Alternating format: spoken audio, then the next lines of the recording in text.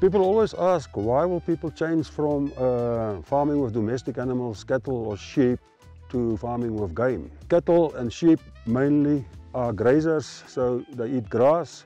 With game you have a situation that you have browsers and you have mixed feeders, and they utilize the whole veld in terms of it. Here you can see a very good example of a browse line. So that will be kudu, impala browsing here.